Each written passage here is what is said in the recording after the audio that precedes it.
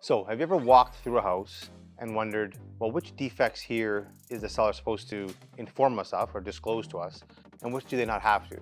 And what you're asking is really, what's the difference between a latent defect and a patent defect? I myself, even as a realtor, get confused as to which one's which. So here's my little trick on how to remember it.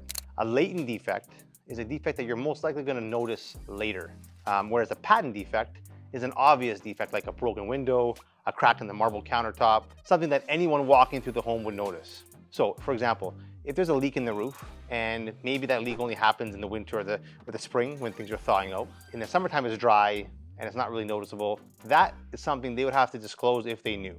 If there was a crack in the foundation and they couldn't see it, you couldn't see it, and they didn't know about it, then they don't have to disclose it because obviously they didn't know about it.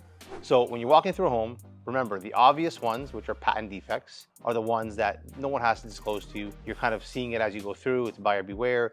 A latent defect is a defect that you will most likely notice later, that if the seller knows about, has to disclose to the buyer.